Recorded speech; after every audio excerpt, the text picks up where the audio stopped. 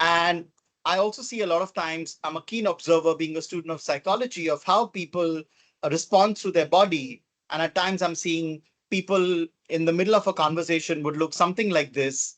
And this is not what I'd like any one of you to walk out today after the next 2 hours, which is a typical body language of, oh my God, what the hell is happening? So wherever you feel you want to contribute, you want to participate, you want to ask questions, however I can be of service to you, please let me know and I shall do whatever is important for you. Yeah, I truly believe that my development is my responsibility. So what you invest in your is what you are going to take back from your, right? So creating this journey is our responsibility. What you take back from this journey is your responsibility. And to kind of make it smoother as a journey for us over the next 95 odd minutes, I'd recommend one, at the end of the session, please have at least two clear goals of development set out for you. And when I say clear goals of development, let me give you an example. About 3 months back, I was working with a gentleman who's a very, very senior manager with an airline company, managing a team of close to about 120 people. And we did a 2 day program. At the end of the program, he realized that all that he wanted to improve was just to become a better listener. And his goal was to sharpen my active listening skills. Now, seems like just one statement, it could take a lifetime to work on that skill. Are you with me? Yeah, would you agree with that? Yeah. So any important one or two, and I would recommend minimum two. More than that becomes more like a wish list. But try and see what are the two things I can pick from here, and I can already start to invest my energies and capacities in that so that I can just be better in the way I look at my strengths and the way I use my strengths for my potential. Right? My second request would definitely be to make notes. Whatever I'm speaking, whatever you see here, you're more than welcome to take snapshots of the slides. There is a small journal which my colleague Payal would have attached in the chat as well, and which Dr. Shunitra would send to you after the program as well. The journal has everything that I'm going to show to you, most of it at least, for you to refer back to even months later, right? But do make notes, because the moment you make notes, when you see that same notes even after 6 months, my promise to you, it's going to throw a new perspective at you, right? And third thing, of course, like I said, wherever you feel the need for me to pause, you have a question, you want to share something, please take up the space, right? I welcome you to participate at your comfort, your pace. Cameras on, welcome. Cameras off as well, welcome. You would like to put things in the chat, you're welcome. You would like to unmute and communicate with us, you're more than welcome, right? What I intend to do today is to kind of start talking a little bit about what is potential, what are some barriers to potential. I've also created my own formula of potential. How do you look at potential? I'd like to bring that formula up to you. And once we understand potential, and we will then go on to see how is potential correlated to strengths. And then I have a small tool for you, inspired by the work of a fantastic lady and a gentleman who've been working on strengths. Uh, and I've been following them and working with them in certain capacity. And I'd like to bring to you what could be your own strengths, right? And how do you leverage those strengths, therefore, towards your potential? These are three things I'd like to do. And that's the journey that's set out for us, right? So this is what I intend to do. I just want to pause and pulse check here. Is this okay with everybody? Any questions, any thoughts? Or do you have anything specific in your mind right now, which you feel is important for me to know so that I can kind of customize some part of the design to just meet that need, right? So I'm just going to give you about 30 seconds. Anybody has anything specific as an objective, or expectation, or challenge, or anything you're curious to know about this topic of how do I accelerate my potential and how do I know my strengths and leverage my strengths towards my potential, right? I'll just give you 30 seconds. Think through if there's anything you'd like to bring up, either in the chat or by unmuting and letting me know. More than happy to hear you out.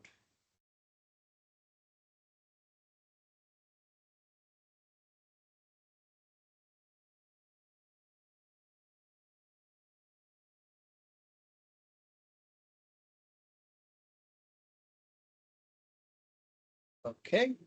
Anything, anybody? All right. I don't see anything in the chat. And I think one of the things a couple of days back, I was sitting with a client and she was not in the best of a state because I think she went for a meeting which didn't go well. And when she came back and she was just sitting there for 5, 7 minutes. And one of the things then she looked at me and said is, Vikas, I want to compliment you for something. And I said, what is that?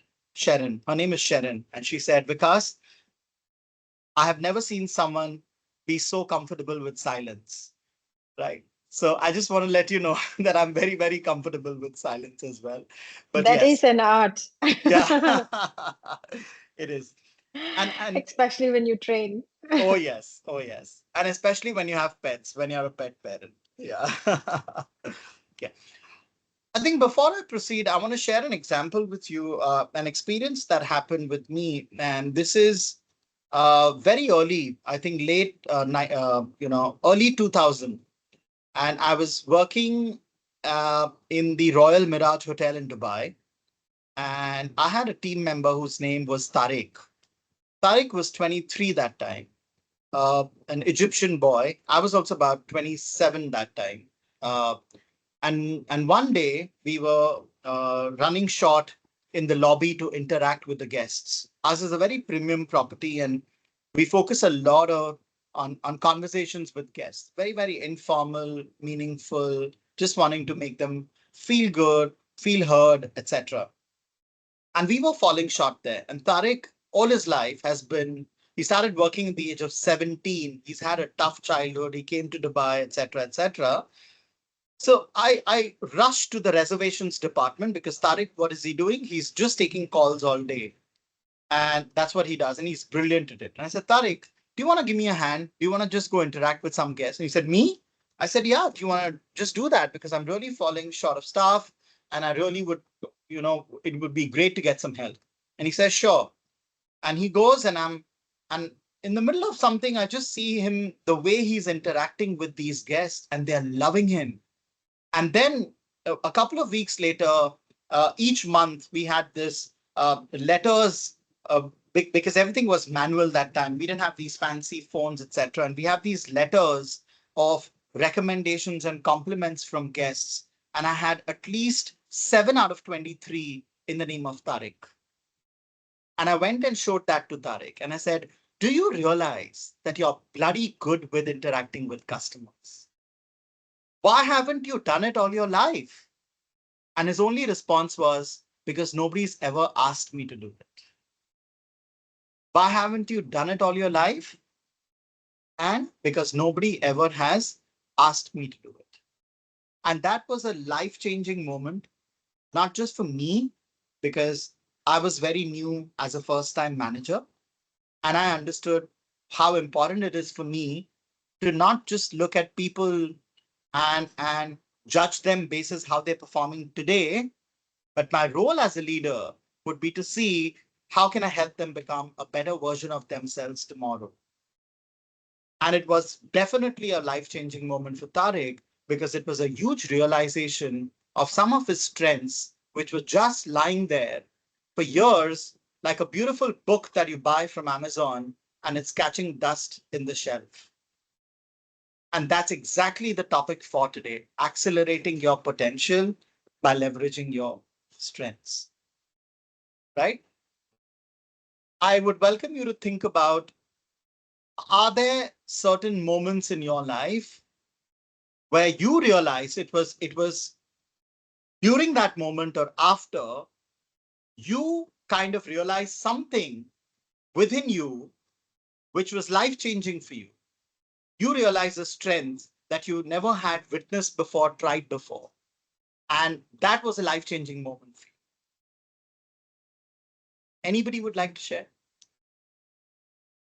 Like Tariq, like me.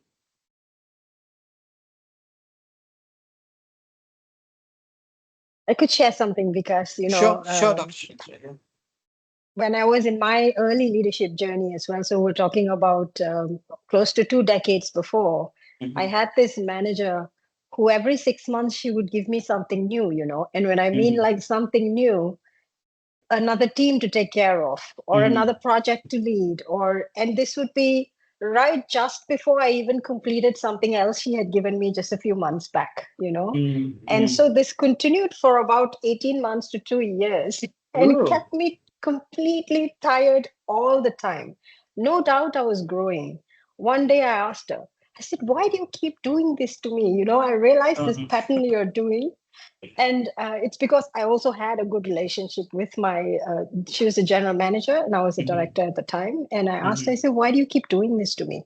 She said, you don't realize if I don't keep doing this to you, you will be bored and you will be demotivated in your work. Yeah. You are someone who needs a challenge every single Constantly. Yeah. time, Yeah. constantly.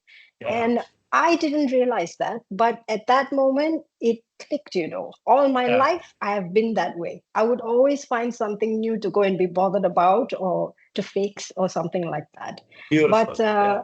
that she told me is a strength of mine, which I never realized until that happened. Yeah. Yeah. Yeah. And it stays with you even today, It right? stays with me till today. Yeah. Yes. So Yeah. it's like when I feel demotivated or I feel a little bit like, you know, not at my top performance, then I Hmm. start looking at what got easy.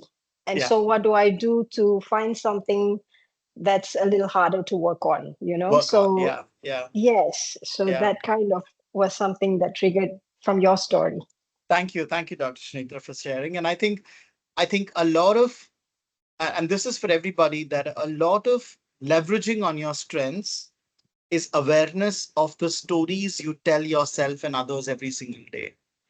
That's a lot of awareness of your strengths. Am I sharing stories of misery and what's not working and the negative things that are happening with me around, or am I sharing stories of ideas and courage and resilience and drive and aspirations? And I think a lot of your stories, and if you had an entire day to hear yourself and record the stories that you were telling yourself and others, what would that look like? I think is a perfect reflection of, are you more strengths focused or are you more weakness focused? And I think that's a reflection there. Yeah. So thank you for sharing that. Uh, I have a small quote that I would like to kind of bring to the group at this moment, in the context of what I just shared, that sets the tone, the overarching tone for the entire session. And the quote is that working with your strengths doesn't signify the absence of weakness, right? What does that mean? That means that just because I'm focusing on my strengths does not mean I'm not going to have weaknesses. I am going to have weaknesses.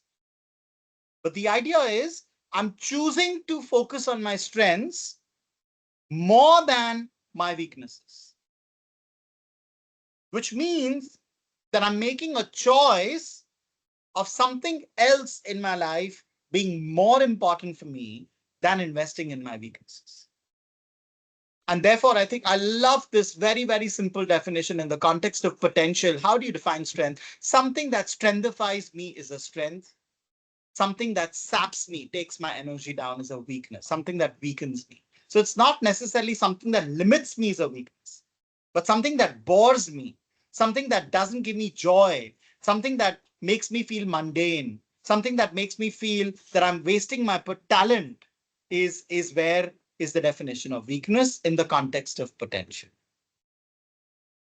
Yeah. So I have a question for all of you, and I'd like to hear some comments either in the chat or otherwise. And the question is, I'm putting the question in the chat as well. How does potential correlate to your strengths? What is the marriage between potential and strengths? What's the correlation between potential and strengths? I'm going to give you about a minute and like to either hear from you or see some responses in the chat of what's in your mind. How does potential and strengths correlate?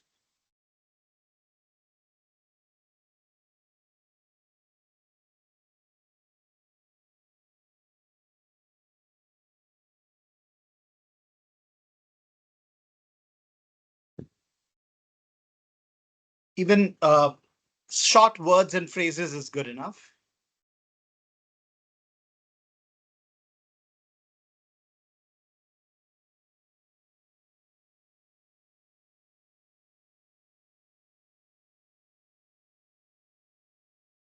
Any thoughts? Any quick comments? Any quick thoughts?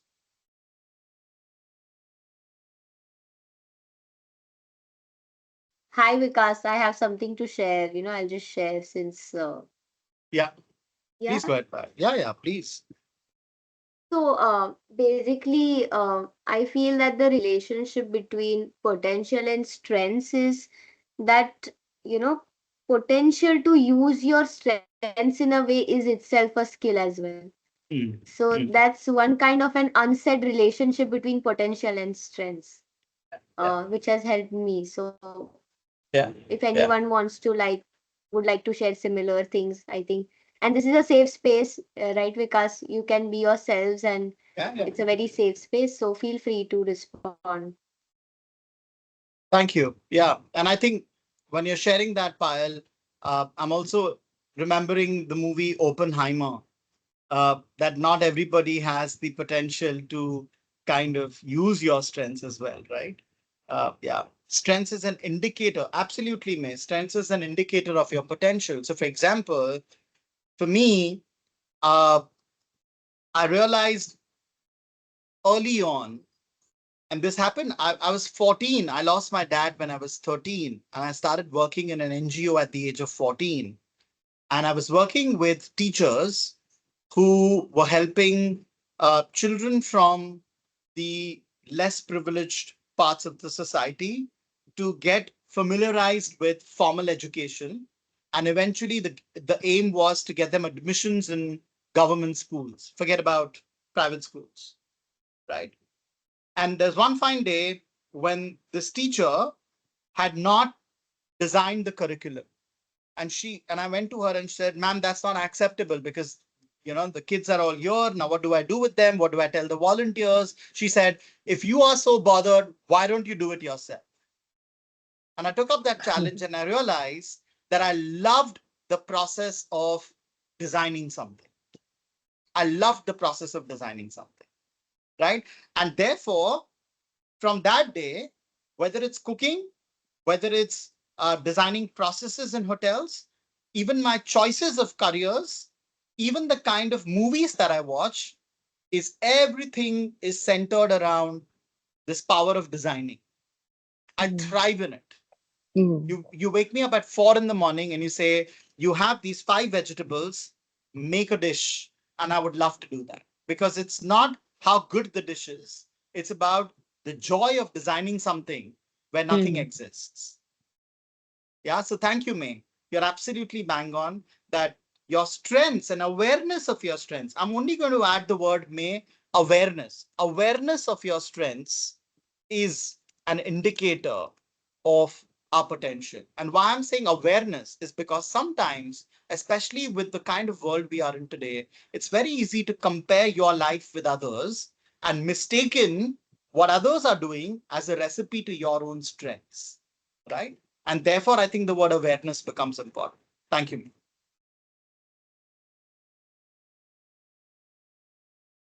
I think Nurul's typing something. I'll allow that to happen. But in the meanwhile, so imagine a situation, and let me share something with you. Imagine a situation where you have two professionals, both working in the company for 6 years, 7 years. Both have teams of 5 to 6 people, and both come with about 12 to 14 years of, or maybe even more number of years of experience, right? And right now, let's just call them uh, Simon and Sandy. Okay, let's just call them Simon and Sandy, right? And Simon is somebody who's always second doubting himself. And he's asking questions like, am I good enough? Can I do this? Am I a good manager? Will I get promoted? And Sandy is someone who's still asking those questions, but she's asking the questions not from a space of self doubt, but from a space of self construct. She wants the answers to the questions to help develop and construct the capacity within her to reach the potential she wants to. So, for example, instead of saying, am I a good manager? She reframes the question to ask, What within me can I leverage to become a good manager? What skills can I need to start developing in the way I'm managing my teams? Will I get that promotion? What does that promotion look like? And what do I need to start doing today to get there? She's still asking the same questions. So she's not using I am successful, 1,000 times a day, affirming that and waiting for success to happen. No, she's not being toxically positive, where she's being so obsessively positive that she's not looking at the negatives. No, she's very aware of her shortcomings, but she's only changing the questions from a self-doubting frame to a self-constructing frame. Can you please write that down, everybody, in your manuals? Moving from self-doubting frame to self-constructing frame. And how does that happen? That happens when you start to understand your strengths. Why? Because 5 good reasons. Most people know how to do things. Many people know what to do, but very few people know why am I doing it. The strengths gives you a why. The strengths tell you why, what's your purpose? What do you want to leave behind? Right? Reason number 2, strengths predict excellence. If I am weak at making presentations, and if Dr. Sunitra tells me, Vikas, next month you need to make a presentation to 5 senior managers, I may struggle and struggle and struggle and get all the anxiety and do everything that I need just enough to just deliver that presentation. But just delivering that presentation is not excellence. But if I'm driven by strengths, I'm going to build the capacity to not just deliver that presentation, but get better at presentation skills that will sustain itself in the future. So output is different from excellence. When I'm looking at output, I don't need strengths. When I'm looking at excellence, I need to be driven by my strengths. Reason number 3, strengths drive clarity. When I started as an entrepreneur, like I told you sometimes back, I loved the power of designing. I never had insecurity about sharing content with other trainers or clients. And today I'm in a space where it's 16 years as an entrepreneur. 99% of my business is through word of mouth. And it's through word of mouth because of the goodwill that I've built. And the goodwill that I've built is because of my ability to share without being insecure. So I have absolute clarity on what I want to go after and what I don't want to go after with my strengths. So I don't want to be a superhero. I don't want to do everything that comes my way. I want to do things that I'm really, really good at. And the good news is all of us can be really, really good at the top 3, 4, or 5 things. We can't be superb at 50 things because we're not well-rounded peas. We're not well-rounded. We have our own imperfections. The strengths drive clarity. The strengths drive your why. Strengths predict excellence. Strengths drive clarity. Reason number 4, strengths build character. Right from think of the first time your mother or father taught you to say thank you to somebody in a shop. Think of the first time, out of courtesy, you held the door for somebody. Think of the first time you stayed back at work, even though your work was over, but you wanted to support somebody whose work wasn't over. Why is it that 50 other people would be there in the same shop, same office, but still not doing what you did? Is primarily because your strengths triggered you to be the person you are. And that is displayed through your character. So strengths build character. And the last reason there is that strengths are your natural instincts. And what happens when something's very natural to you? You don't have to fake it. You don't have to fake it. It comes very naturally to you, right? It's with you. Nobody can take it away from you. So the popcorn is yours, and so is the popcorn making machine. That is the metaphor that I use. With me, everybody, I'd like to quickly pause and pulse check any questions here, any thoughts on why and how strengths correlate to your potential before I give you this magic formula of what is potential?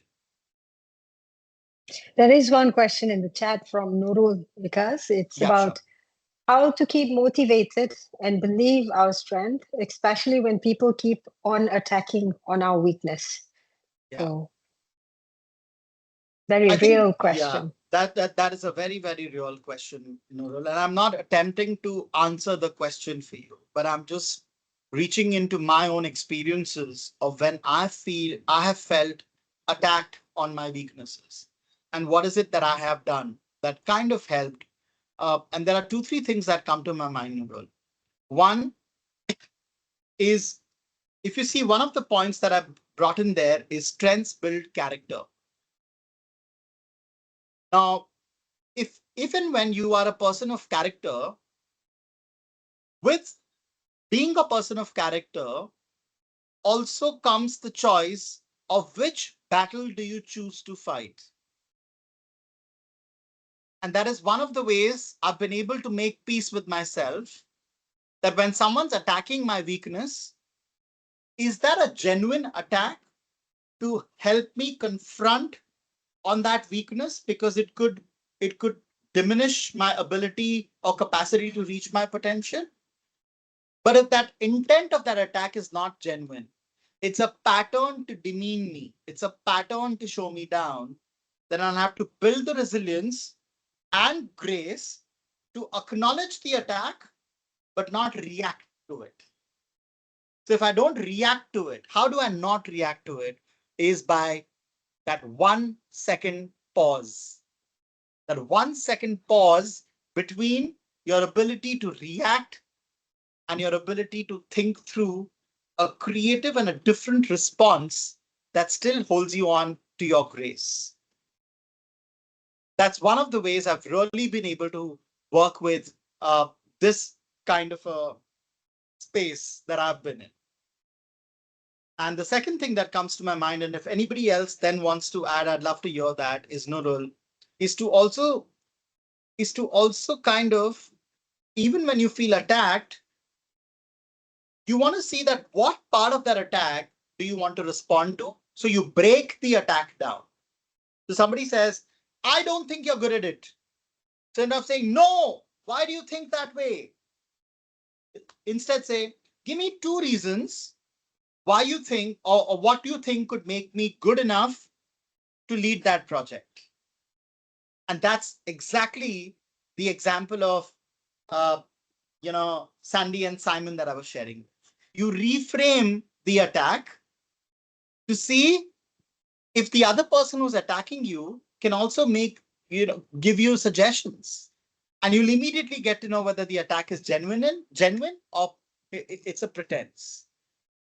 Right? So these are my two thoughts. You reframe the attack, or you choose your own battles. You decide which battle do you want to fight.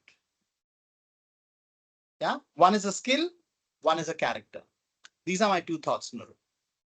Just want to check with you. How does it resonate with you? And does it satisfy the need for you to ask that question?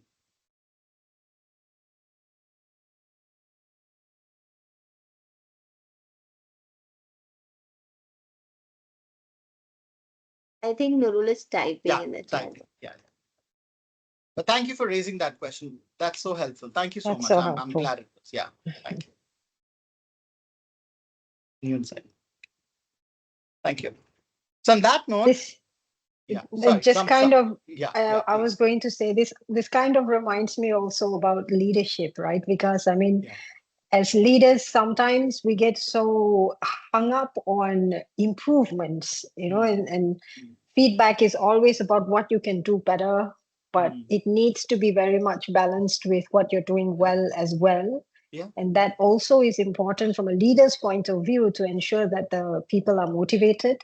Mm, And also, we sometimes talk about job fit. I mean, like, everybody has strengths and everybody has weaknesses. But if your job is just drawing on everything that happens to be a weakness in your part, then there will be a lot of dissatisfaction yeah. from your end and the people you're working with. But if you match your strengths to the kind of work you do, then you really fly and soar in Yeah. how people look at you and people appreciate your strengths as well. Yeah. Yeah. But Yeah. but I do like your techniques of how to handle the situation, because I Yeah. think, you know, Yeah. what I raise here is more perfect situations, but what people face on a day to day might be managers who are constantly demoralizing them from what's Absolutely. not going Yeah. well. Yeah. I had a participant 3 weeks back, and she's Mm, a first-time manager, and she mm. got a comment from one of her team members saying, "I want to become a manager like you."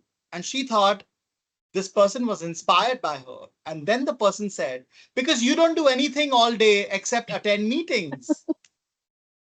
And she was Yes. so broken. And she came for the session, and she was not her usual self. And I said, "What happened to you?" And she said, "This is what happened. And what do you think I should do?" And I exactly what I just told Nunal. I said, Yeah. what is a question that you can bring back to that person Yeah. that'll help the person realize A, that this is inappropriate, and B, that there is much more that I do. It's just that you don't see me do that, Yeah. and therefore you're judging me on me playing the role of a manager. Yeah. Yeah. So, I always believe that people treat you the way you teach them to treat you.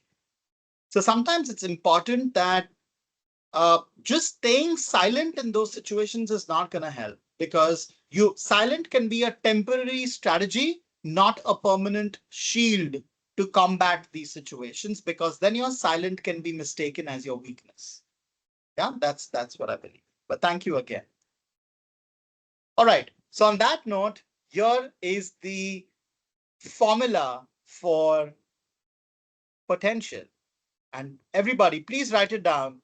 P, which is potential, the potential equation, P is equal to A multiplied by I multiplied by C.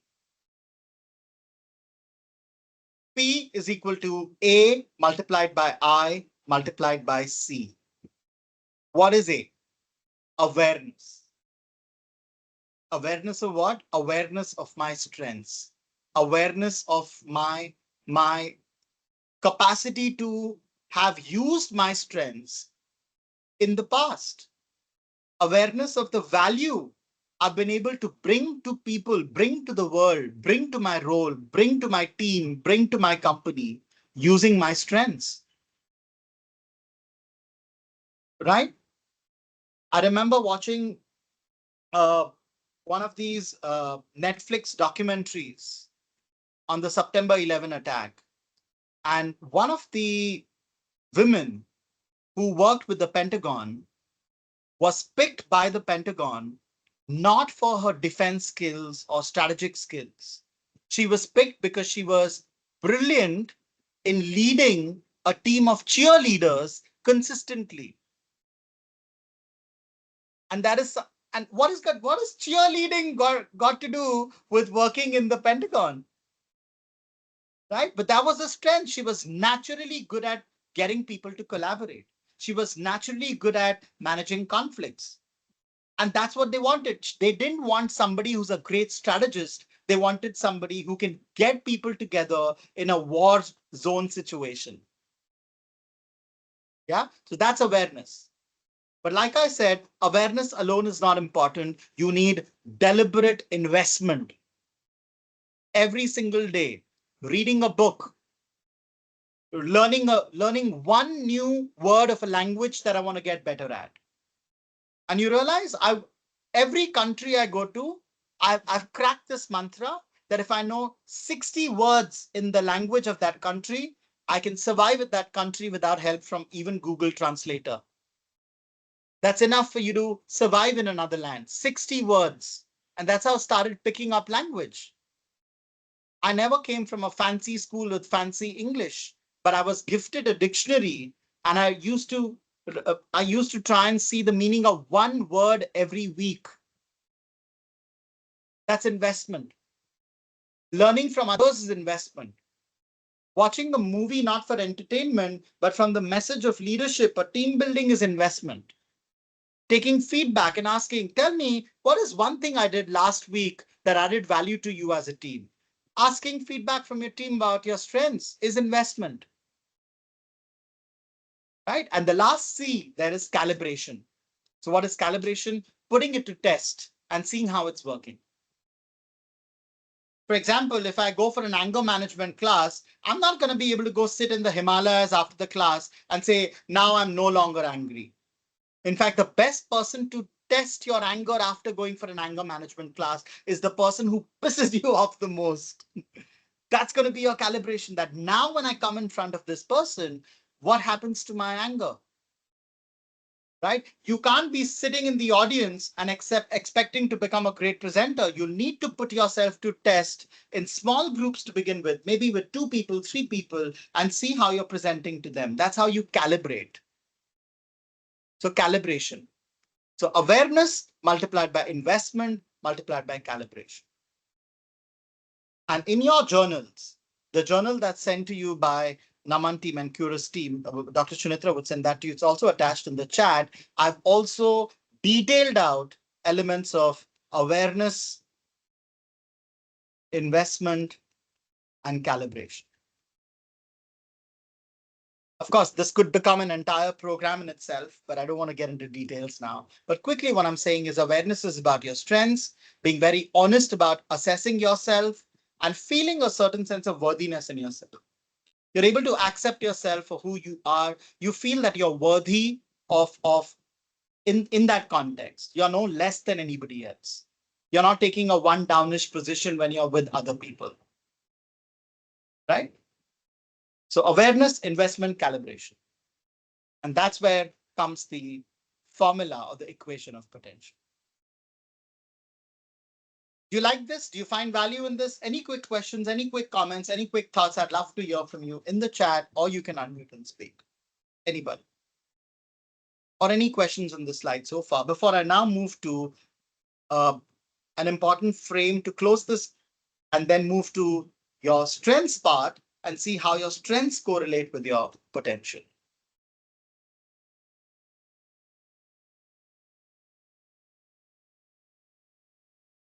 I'll give you about 30 seconds. If any questions, anything in the chat, any insights that are coming up for you right now and you'd like to share, you're welcome to.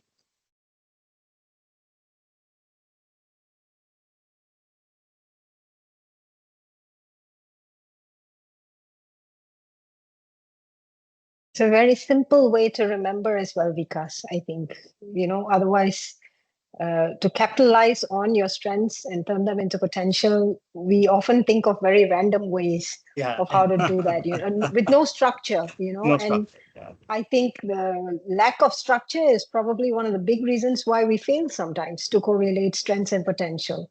Yeah, Now, if yeah. we keep this simple thing in mind, it suddenly brings everything to clarity on how you want to approach things. Absolutely, absolutely. And I was talking to a friend, Yeah. and one of the things we were talking about is that in the good old days, there were people who would, and not everybody could do that, yeah, and they would be sailing the same sea path for Mm, years, mm, and that's an example of investment and calibration. And there mm, came a point where they could just put 4 fingers in the waters of the ocean and mm, predict the time of the day mm. and whether they're going on the right course or not.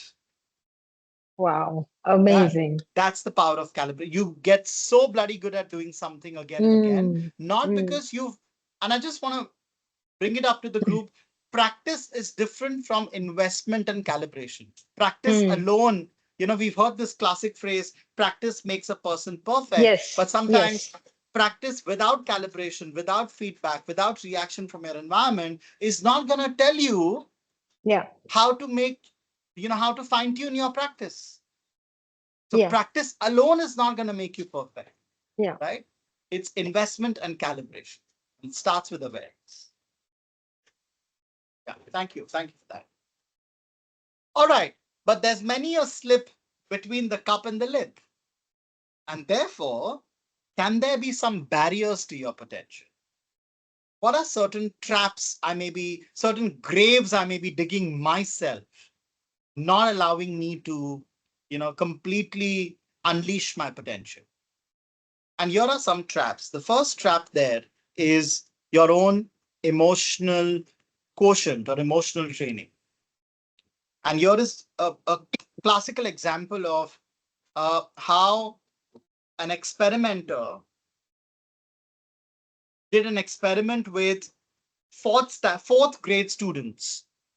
And what he did was he kept a marshmallow in front of these kids one by one.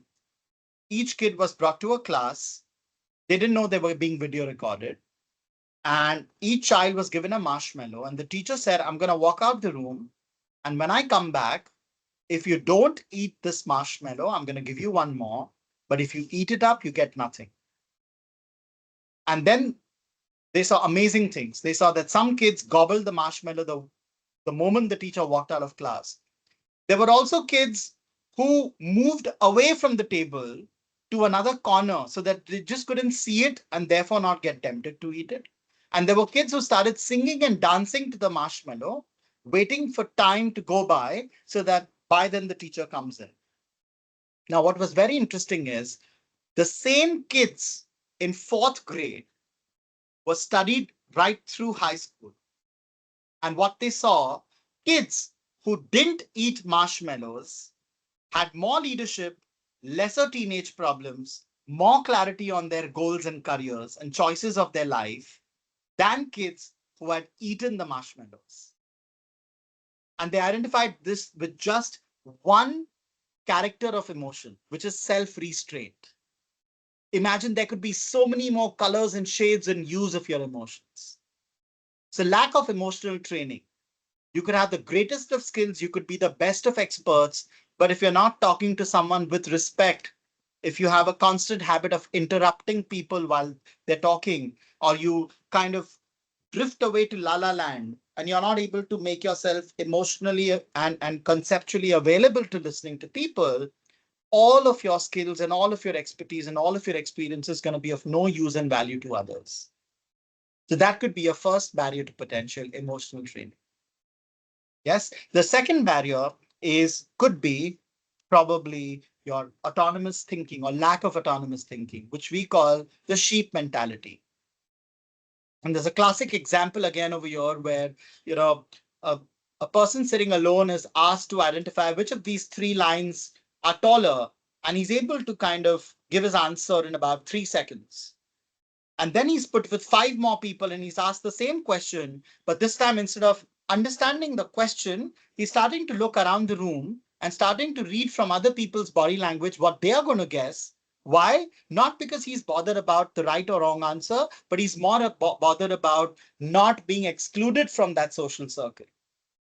So a lot of times we give up our own thinking because we want to fit in to the group's thinking. And that again could become a barrier to your potential. Everybody says, let's go south, let's go south. And you know you don't want to go south and you have the data for it, you have the conviction for it, but you still land up saying, let's go south, or you land up keeping your mouth quiet in that meeting room because you're afraid that you don't want to have the unpopular voice in the room. Right? I know of a lady who's right now the head of strategy for Swarovski Shanghai. And she was 26 when I started coaching her. And 6 months of her coaching was all about me supporting her to challenge her own thinking of saying 26 means I'm too young to be head of strategy. So 26 was not just a number for her, it was a fear for her. Why? Because she came from a very strong Korean culture where hierarchy, age, obedience, seniority was given a lot of priority. And it took her years to unfold that voice in her head. Right? I'm quickly moving to the third barrier. Please feel free to pause me and also let me know if I'm going too fast or you want me to slow down, or if you have a question, feel free to pause me. Yeah. The third barrier, and I have 5 in all, is the frying pan syndrome. And what is the frying pan syndrome? And a classical example that I use is a friend of mine who stays in this wonderful city, the most vibrant city in India called Goa. And one day she's making fish and she puts the entire fish in the pan, but she cuts the head and the tail of the fish. So a 9-year-old son is saying, Mom, why did you cut the head and the tail? It's such a tasty part. And she says, but that's how my mom taught me to cook fish. And then when they ask her mother, she says, that's how my mom taught me to cook fish. And when they ask the great grandmother who was still alive in some native place, they call her up and she says, why did you teach your daughter and your daughter taught my mother to make fish like this? And she said, these women are idiots. I did it because that time that was the only size of the frying pan that I had. So when you're not willing to challenge conventional ways of doing things, you feel very safe and comfortable doing things the way you've been taught to do it, because you don't want to put that extra effort, you don't want to fail, you don't want to try something new. And that's where frying pan syndrome could seep in and gradually become a barrier to your own potential, right? So emotional training, a lack of autonomous thinking, frying pan syndrome, and the fourth and fifth one, very quickly. I'm sorry, it's repeated that it's not frying, it's the victim card. I think the image talks about it. Is oh, poor me. Oh, I don't know how to do it. Oh, yeah, but I told Shanitra she didn't do it. She's to be blamed, not me. Or the famous love letter excuses. Let me tell you why I didn't come for the meeting on time. And then you start with your 1,000 excuses. It took me 8 years to make the decision to become an entrepreneur. It took me 8 minutes and honestly 2 beers to make the decision to become an entrepreneur. 8 years. And all that I was doing is a huge list of excuses of why I'm not going to be able to be a good entrepreneur. And last but not the least is poor self-investment. How many of us, if you've given $100, would rather go shopping than invest that $100 in a Power BI or a AI or a French language or an English language course, right? So we sadly mistaken cost for investment. Spending is not equal to investing. Sitting 3 hours with your family and switching channels endlessly is spending time with them. Sitting half an hour with your family and having a meaningful conversation with everybody's mobile phones out is investing in relationships with your family. So investing in yourself, investing in relationships is different from spending. I have 15% of my income every month set aside for me to learn and me to support others who can't afford the kind of money to do things with their life. Not because I'm a good person, because somebody did it for me when I needed it. It's my way of paying back. Right? So these are your 5 possible, probable barriers to how your potential may not see the light that's waiting for you at the end of the tunnel. Right? I want to pause here, and the next about 40 minutes that I have, I want to now move into the chapter of potential, is where I'd like to kind of put a pause here, and I'd like to start building a bridge to the chapter of strengths, help you to discover some of your strengths through a very structured frame, and then bring to you how these two come together at the end of the workshop and leave you with 2, 3 options of certain actions you could take within your control to start embarking on this journey of potential and strengths. So before I move ahead, just want to pause and pulse check. Is this good enough? What value do you see here? Anything you'd like to share? Any questions that you have? This is also there in your journal, and you could refer to it. I think it's on page number 4 of the 3 of your journals. It's a 9-page journal. I'm going to stop sharing my screen and over to you. I'm going to give you about a minute to see if anybody has any questions for me. Is this helpful so far? What value is it bringing to you? What insights is it bringing to you? And if there are any questions that you have. Any.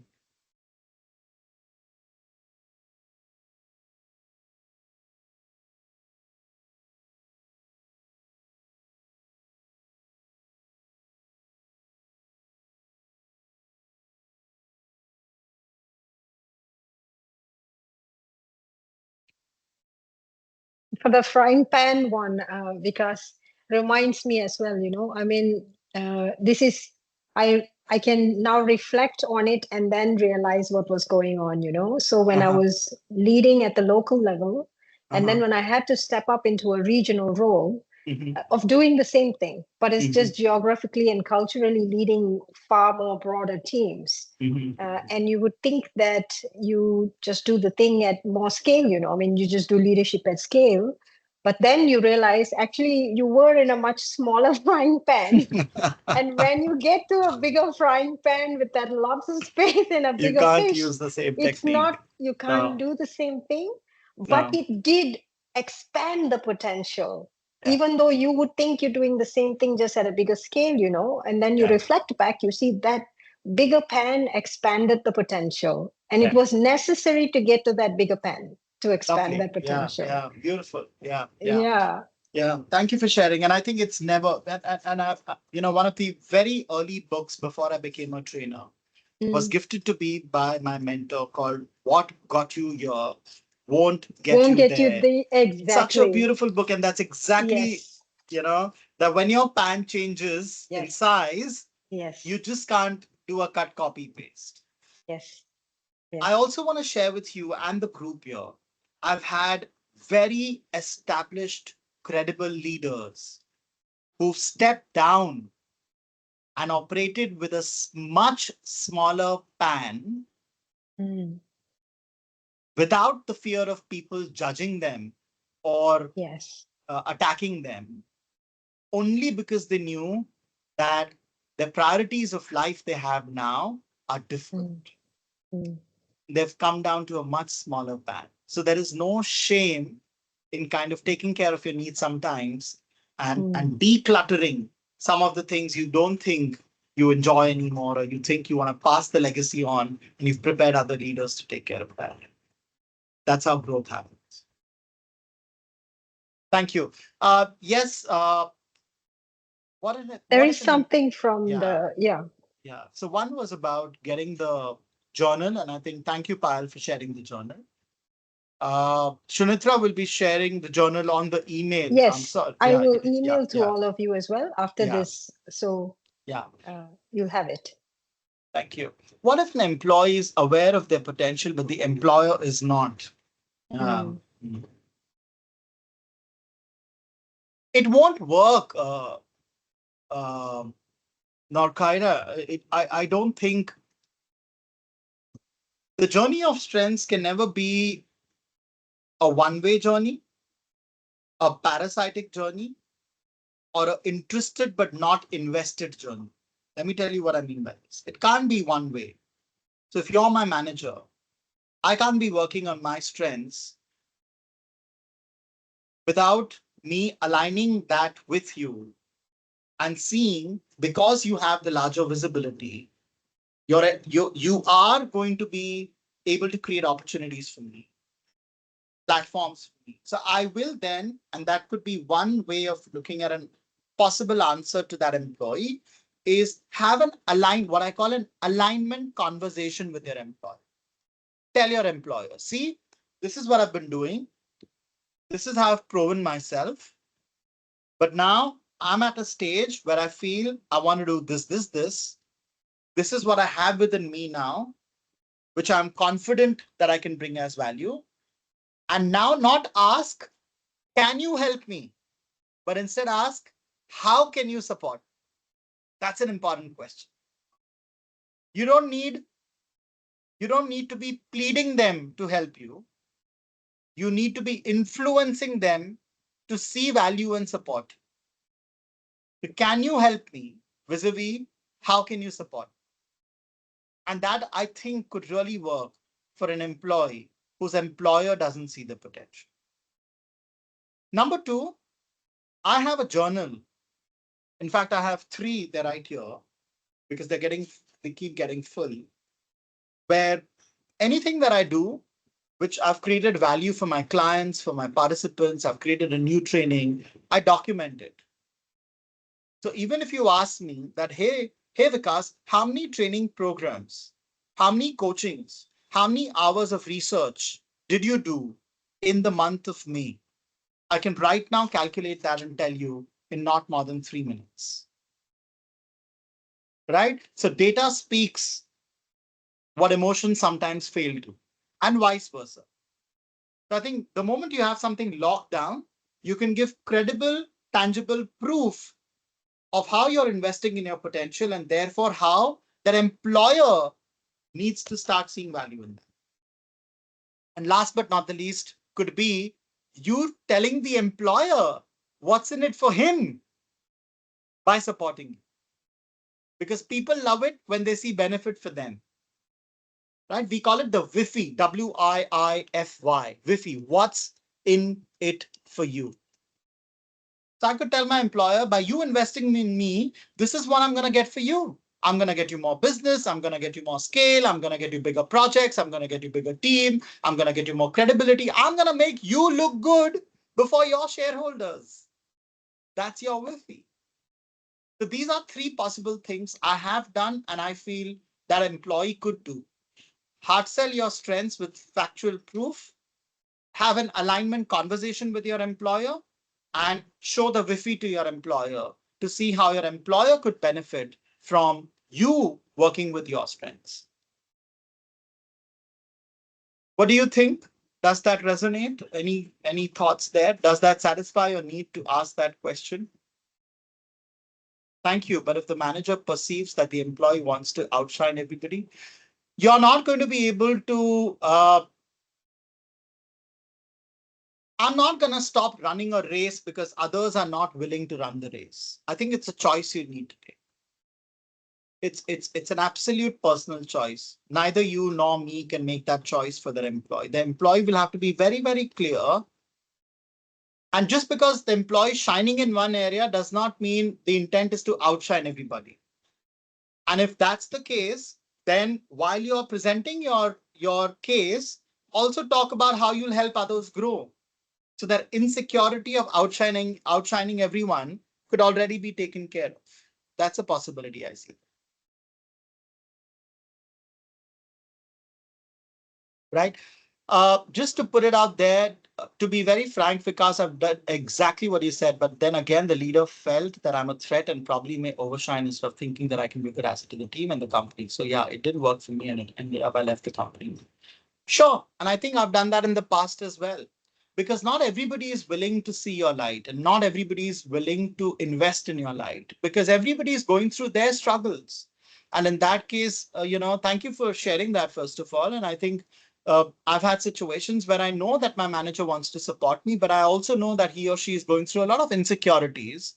And they are also in a position in their life where they are threatened that if they lose their job by me shining brighter than them, there's a possibility they could lose their job and they're the only breadwinner in the family.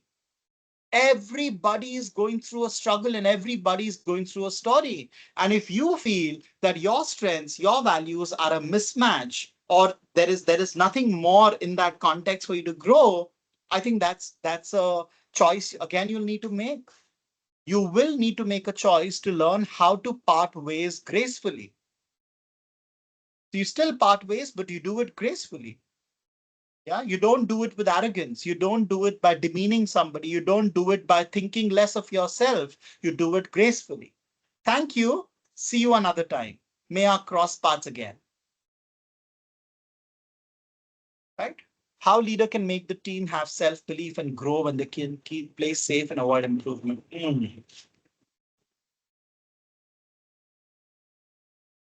Yeah, we're good friends now. Okay. Happy to hear that. It just doesn't work. No, and the industries are very small today. The world's very, very small. And the more you burn bridges, the more they burn you down. So it doesn't make sense. Coming back to the question on how do you develop self-belief when the team keeps playing safe and avoids improvement? I think there are two, three things that have worked for me, and I'm going to be a little quick here. One is give small improvement projects to the team and show them how this project is going to add value to the department or the function or the team. I think there are brilliant ways of the team playing and learning to step out of their comfort zone. And that's what you would see that in the formula of, or the equation of potential, in the investment part, one of the factors was deliberate play. So you create scenarios where people play and they don't realize that that play is getting them to step out of their comfort zone. Yeah. Yeah, so that's possibility number one. Possibility number two, my favorite, put up a visible scorecard. I remember working with the Taj Hotels in Mumbai, and it was one of the first hotels where they wanted to do something about the food that was wasted in the cafeteria by the staff. And we were about 2,000 people eating one-time meal. So imagine the amount of wastage. And that was the first time we were a group of 4 interns, and we were asked to do this project. And we had recommended for the first time, why don't we start weighing the food and putting it up on a chart paper? We didn't have these fancy, light indicators, etc. And it started working because now people started coming and seeing, oh, 87 kgs food wastage.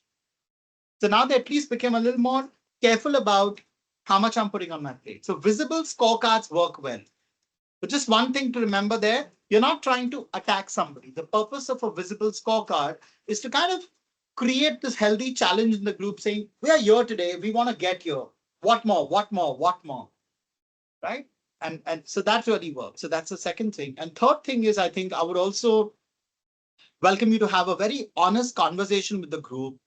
Tell them about how you feel and ask them to come back to you and recommend what more can they do from what they're doing today that could help them grow first, and then the department, and then the company. And sometimes these reverse brainstorming sessions are very powerful ways of getting people to share their ideas. But if you go in a meeting and ask everybody, I want to hear some ideas from you. What ideas do you have? All that you're going to get is pin drop silence, because you've not created that context and safe space for them to share their thoughts and ideas. So delegate the ideas sharing to them. Tell them you conduct a brainstorming session. In fact, I'm going to sponsor 3 pizzas for that session and get them to come up with a list of ideas, scrutinize those ideas, see what's practically doable, create small teams that can work on the different ideas. These are my 3 thoughts for a team that may be driven by low self-belief or growth. Hindsight question for the leader. Besides these 3 strategies, I would also check what is it that the leader could be doing which may be creating low self-belief in the team. Is the leader not engaging enough? Is the leader having very, very one-way monologuous conversations and meetings? Is the leader not seeing something, even the smallest of efforts and contribution, but not publicly acknowledging that? There's some story there which also needs course correction along with these strategies. Strategies alone will not work. I think the leadership style here also needs to get better. That's my thought. Does that help? Does that satisfy your need to ask the question, Nurul?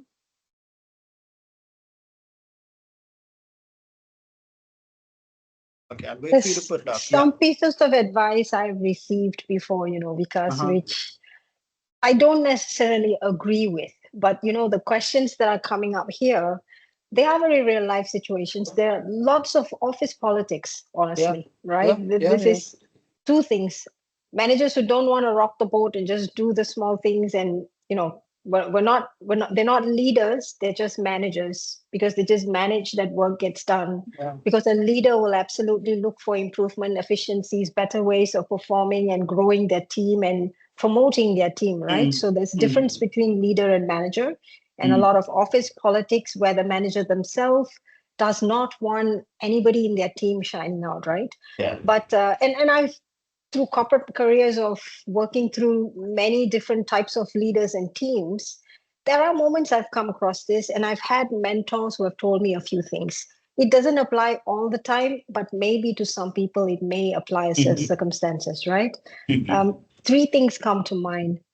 One is when you have a leader who is very self-driven in creating their performance and visibility, then a lot of times as a team member, to be able to build a better relationship with that kind of leader, you might work in a way where you ask yourself, what can I do that makes the leader look good? Right? Mm. I don't agree with this because I don't like to be a leader like that. And I don't like to be led by leaders like that. But when you are in such an unfavorable environment, then sometimes it's about my strength becomes doing things that make you look good, maybe, right?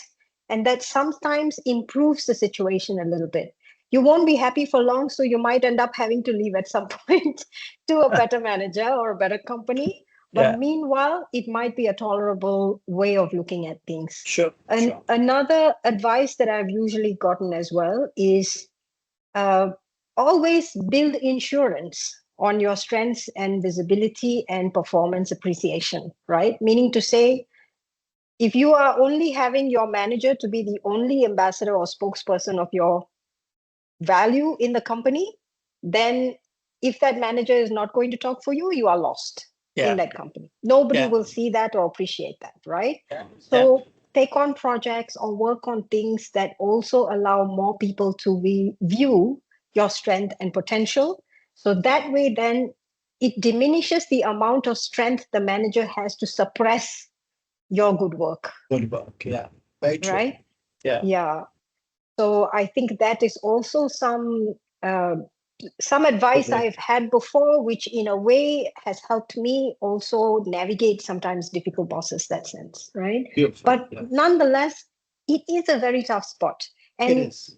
I do see this in our Malaysian culture a lot. A lot Yeah. of managers are, a lot of leaders are managers but not leaders, Leaders. and Yeah. a lot of team members are suffering from poor leadership performance from Yeah. their superiors. Yeah. Yeah.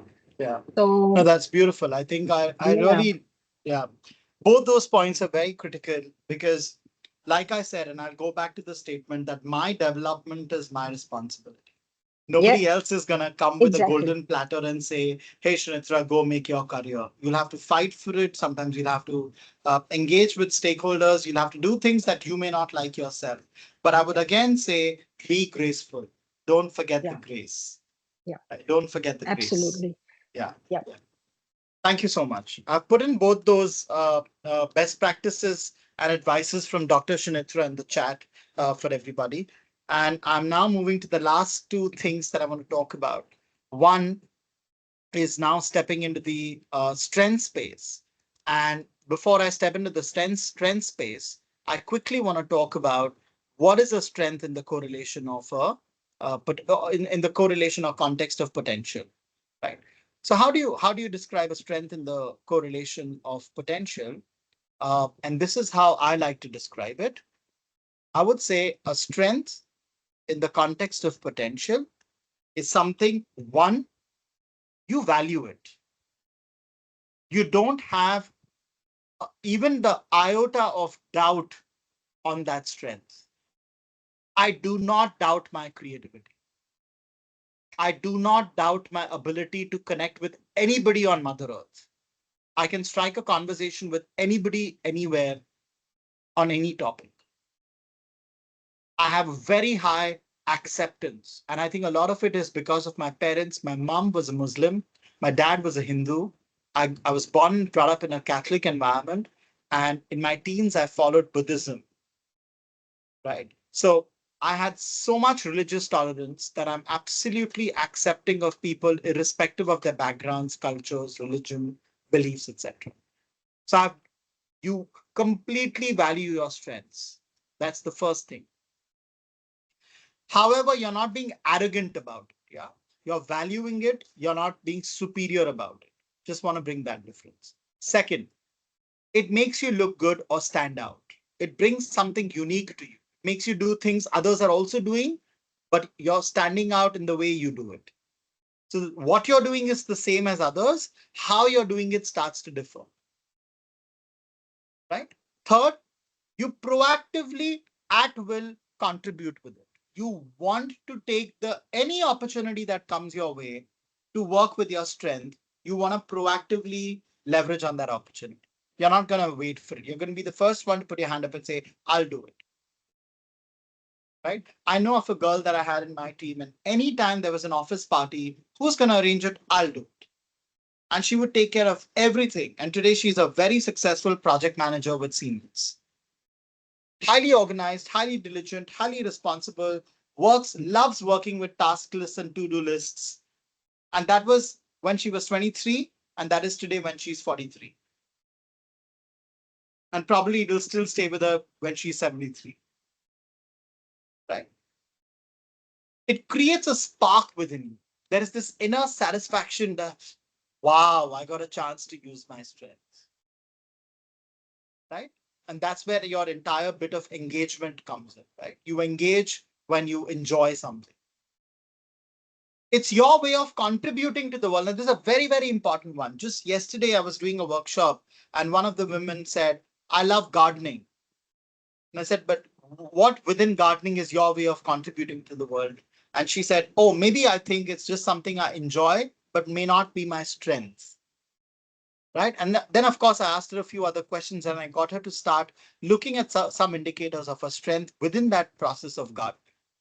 But definitely, it's a way of contributing to the world. And that's one of the differences between showing off and showcasing.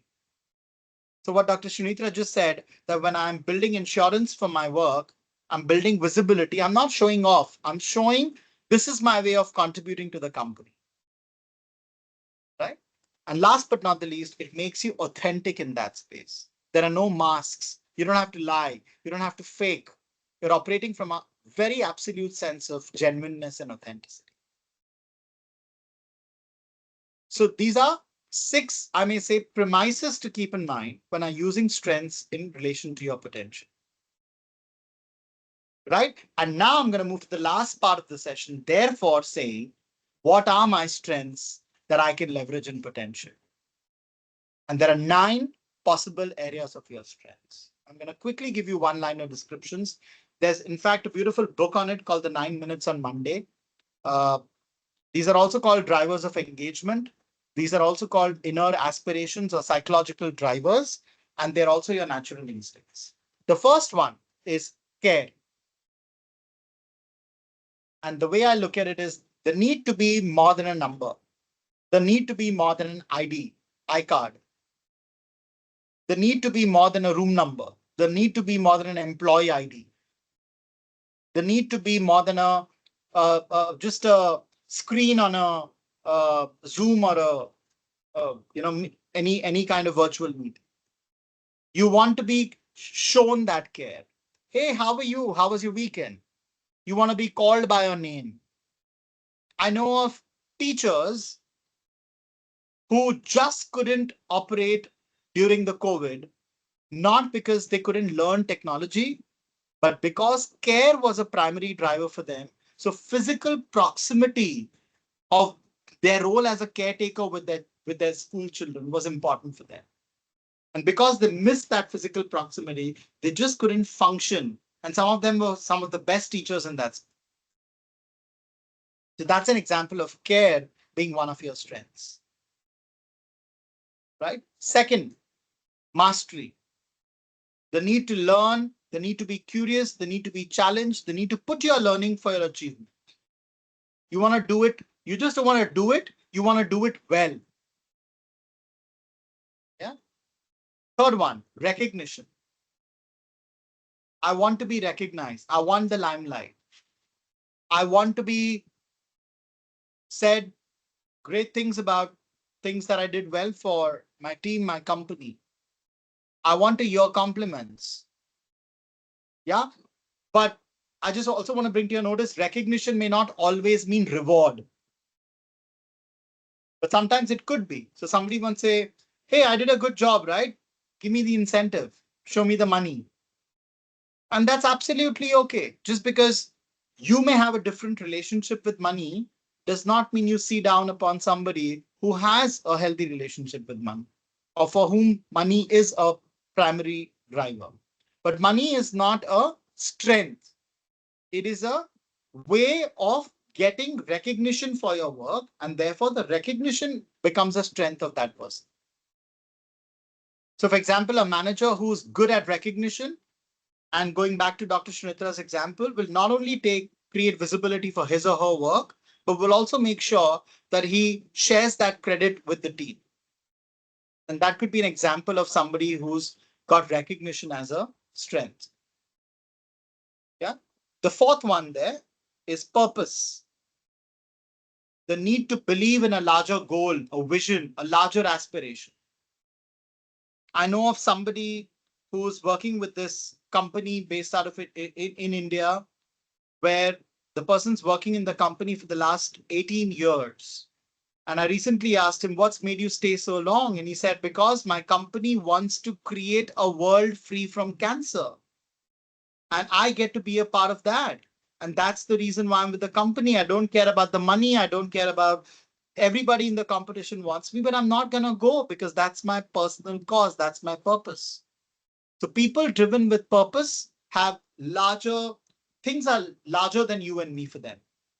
They have strong beliefs, strong ethics, strong integrity, strong vision, unwavering self-assurance. They don't need validation and assurance from others. Right? Autonomy. Somebody who likes the need to and here it doesn't mean I want to control others, but I want my freedom. I want to be in my control.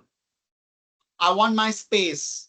I want you to respect the way I do things and not compare me with how somebody else is doing it. So give me that freedom, give me that creative space. Right? Growth. And your growth means the need to progress. And this progression could be a better lifestyle. Progression could be more learning.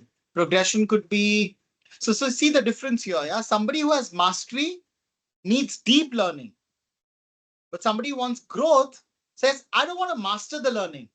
I just enjoy the process of learning because it helps me grow. That's how you'll see the subtle difference between somebody who has mastery and doesn't have growth, or somebody who has growth but doesn't have mastery. Yeah.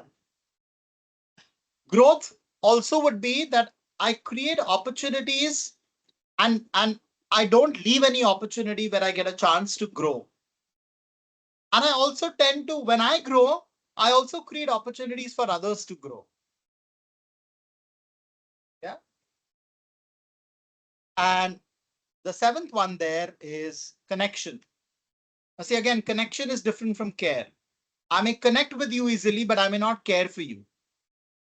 I may care a lot for you, but I'm not very vocal. I'm more introverted, so I may find it difficult to initiate my connection with you. Please see the difference there. Like I'm very good with care. I'm also easy to connect, but I don't immediately start caring just because I'm connecting with you. Right? And that's a beautiful one. Play. Somebody who's very explorative, loves discovering, loves challenging things, loves taking risks. They want to enjoy, they like a sense of humor. And last but not the least, it's a very unique one called model. Somebody who likes structure, somebody who likes clarity towards and likes to put things in perspective so that they have a path to follow. Somebody likes to create a path when nothing exists. So these could be your possible 9 areas of your strengths. And what I've done for you, because it's just a limited time span that I have with you, I have written 5 cues or indicators for each of these 9 that are there in your journal so that you can read through them, think about it, and then decide from these 9 which 3 themes could be your possible areas of strengths. But remember, identifying your strength is the first step, and then the equation starts working. Strengths is equal to awareness multiplied by investment multiplied by calibration. That's where your potential will start working. Clear, everybody? Any questions, any thoughts for me around these 9 strengths, themes, or potential drivers of strength? Please know we have another program called Strengths-Based Development. This program is more about accelerating strengths from your potential perspective. So we're talking about indicators of potential. But that program, we talk about your character strengths. What are your more deeper beliefs and guiding values and principles? That's the difference between this and that masterclass. Okay. So if you do have any questions, please put it in the chat. I'm just looking at time and I'm beginning to kind of start to wrap up. What I'd like for you to do after you do this is I'd like for you to create a triangle. And in that triangle, pick up top 3 strengths from these 9. And from those top 3, whichever is the non-negotiable priority strength for you, that will come on the tip of the triangle, and the other 2 supporting ones will come at the bottom. Something like this. I've done it for myself. This is how my triangle looks like. Something that's going to go with me in my grave is going to be play. And something that very strongly supports my play, to give shape to my play, and sometimes even to give a little stability to my play, because with my play, sometimes I get over explorative, over impulsive. I'm taking risks unnecessarily without being sensitive to others. And what grounds me and anchors me when my play goes haywire, or what gives more shape to my play, is my need for autonomy and model.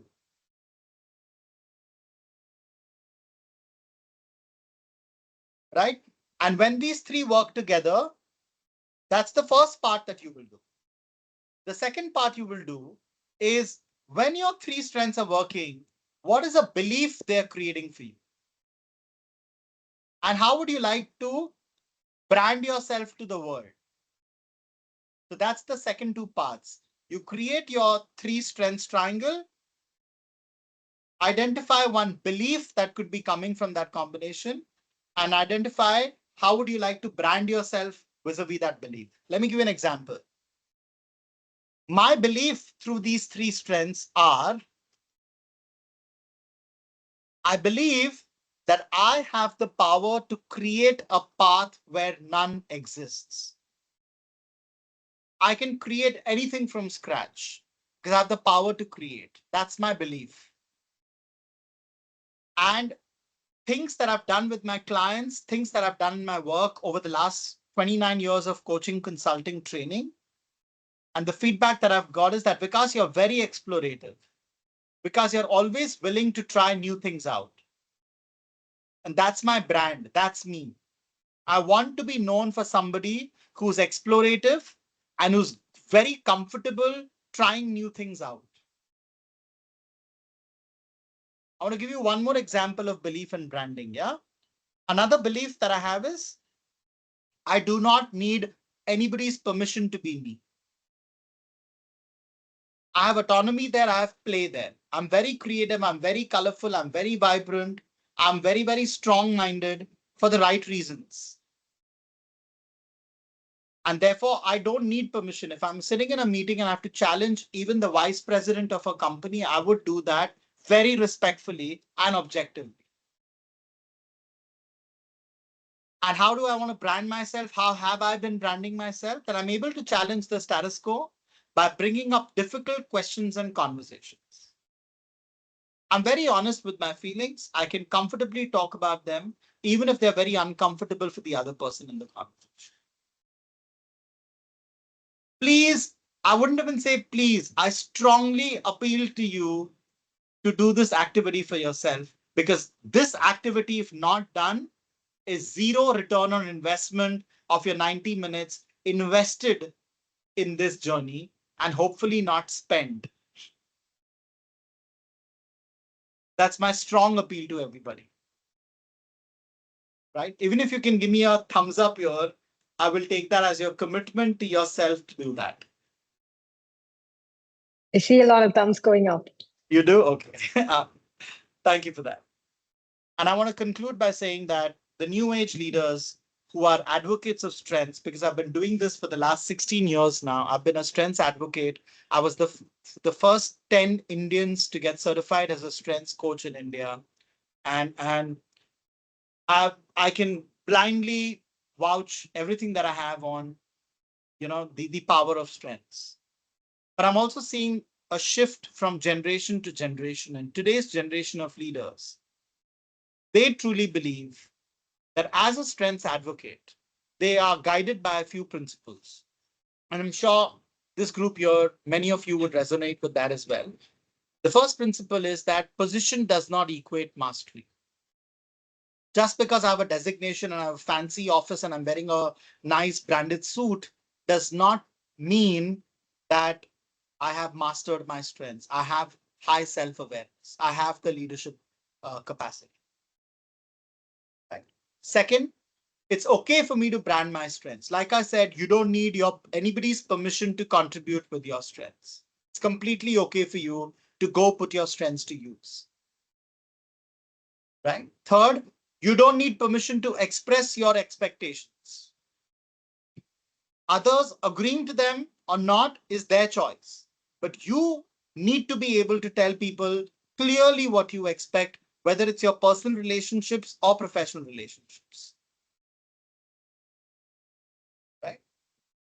Go for suggestions or advice, not feedback. And that's a big shift I'm seeing. The new age leaders don't want feedback. They want to know, if you tell me the presentation didn't go well, tell me what should I be doing the next time. Don't just tell me it didn't go well.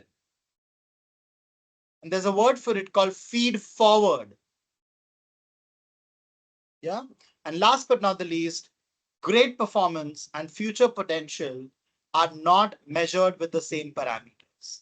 Just because somebody is damn good at doing something with their life right now doesn't guarantee they'll also be damn good at the next level where they want to go. A bigger frying pan will have different set of challenges and a different strategy to tackle it. And this is a big mistake a lot of people make. I have a team member who's great in the current performance, and I land up assuming that he or she will also be damn good as a manager. And I promote him or her as a manager, and I realize he's more stressed out. He sucks at being a manager. He doesn't like it. And now he's saying, I want to leave the company.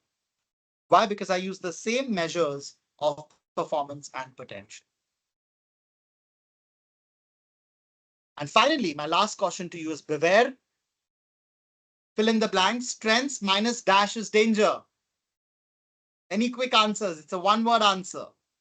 Strengths minus dash is equal to danger. 5, 4. Any answers in the chat, please, if you could see from me? 3. I'm only going to Not count yet. 5. No 2. answers yet. And We 1. need the answer. Okay. Strengths minus wisdom is equal to danger. Nice one. The wisdom to know where am I probably not using my strengths given an opportunity and I'm missing the bus. The wisdom to know, am I overusing my strengths? And that could be one of the possible things that a leader is able to see at times. And that's where I said, is that feedback attack coming to you? Is it constructive or is it just pretense? The wisdom to know, am I constantly playing the rescuer? Am I trying to be a people pleaser? Am I wanting to see everybody happy? Being the only one in the office staying back late because everyone's dumped everything that they had on my plate and they're enjoying their Friday evening and not me. So am I playing the rescuer too much? I remember in the Bible, there's the story of Mary and Martha, two sisters. And Jesus comes once to talk about something. And the entire sermon is over.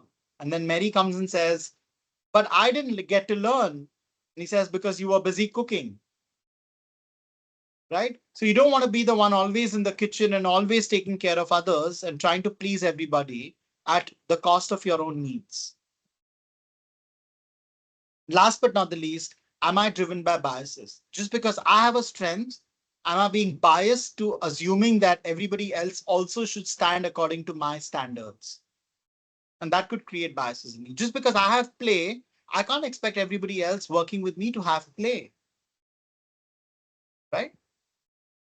And this is my caution area for you. And that's all from my side. I'd like to wrap up today's session just in time.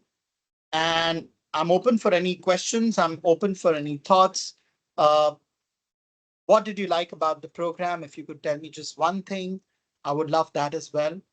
I have written down, and this is also in your journal on the last page, number 9, 3 recommendations I have.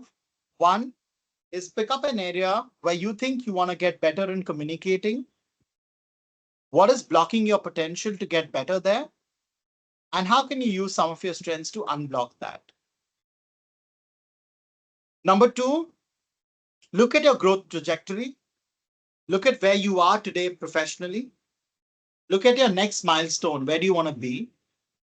Describe that next milestone. Don't describe where you are right now. Describe already. So let's say you want to be a project manager. Very vividly create an image of, imagine you've already become a project manager. How has life changed for you?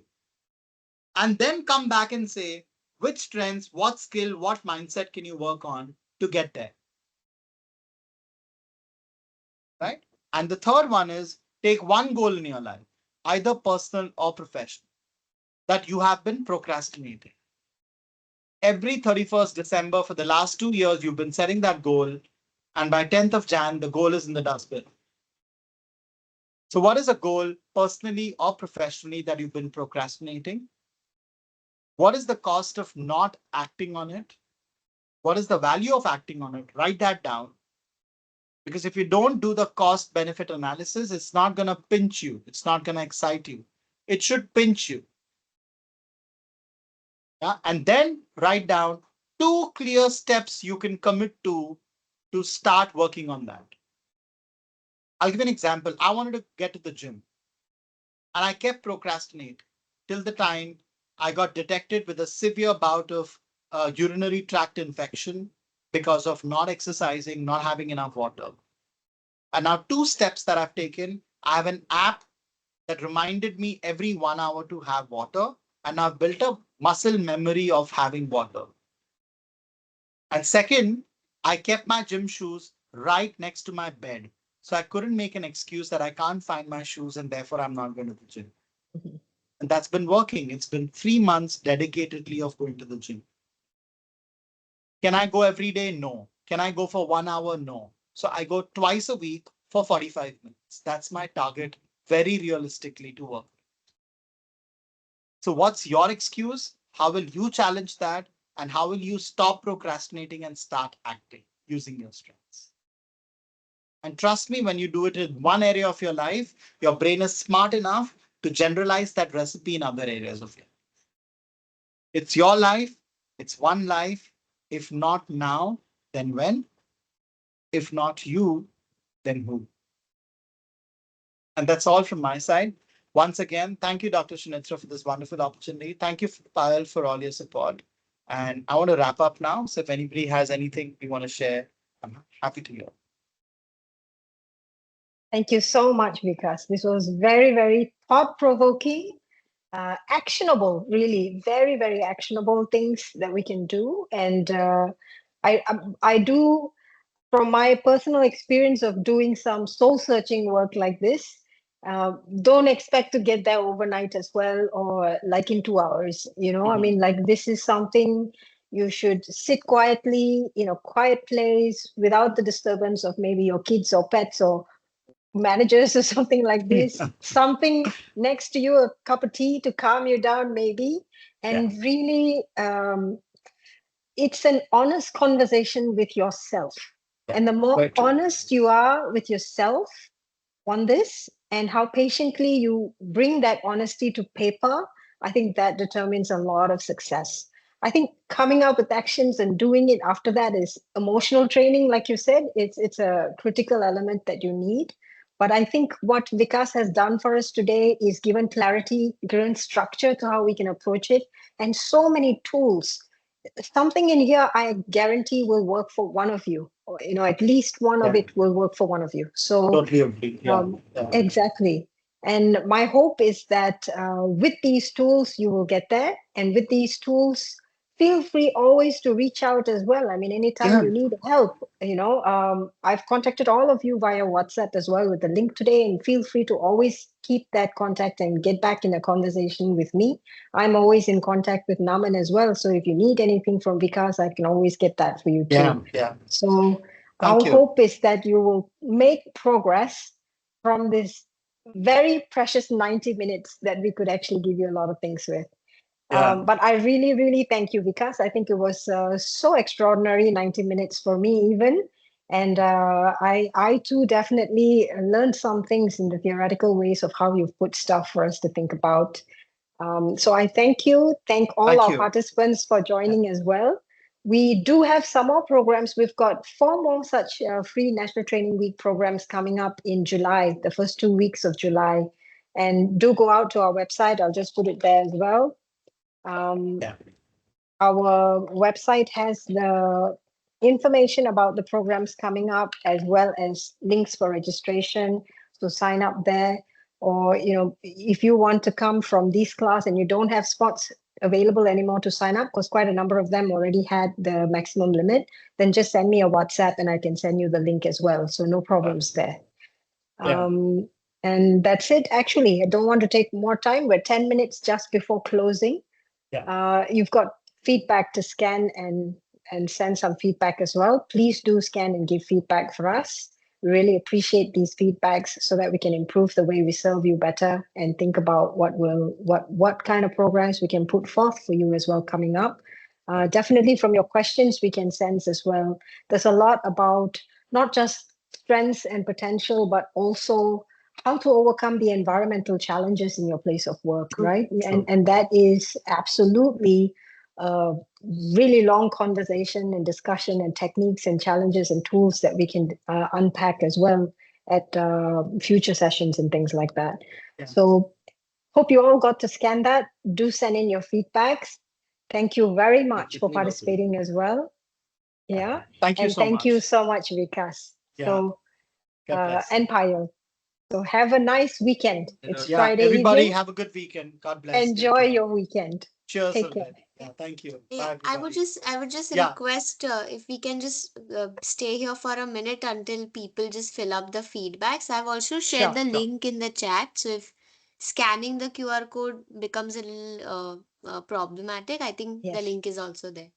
Perfect. You've got the link as Yeah, well. yeah, yeah, So yeah. I've put that, yes. Yeah. even for And me, I meanwhile, can I include just that. wanted to thank Vikas because it's his strength to always ideate and give out his best no matter whatever. So he does Yes. some things, he does it on the spot, and some things he has always planned. So I think to end a session with accelerating your strength is something that I take it from Vikas. And Yes. so thank you so much, Vikas, Thank you. for Thank you. taking My us through pleasure. this roadmap of potential and its marriage with strength. So thank you so Yeah. much. Yeah. My pleasure. Thank you, everybody. God bless. Take Thank care. you Have a so good much. weekend. Lovely to meet you, Dr. Shanitra. Many more. Likewise, Vikas. Likewise, Yeah. Vikas. Looking forward to keep in touch. Sure. Thank you. We'll do that. Yeah. Bye-bye. Right. Bye, everyone. Thank you Bye, so Bye-bye. everyone. much. Thank you, Dr. Bye. Shanitra. Bye, Vikas. Everybody Thank you, take Bye. care. Yeah. Thanks.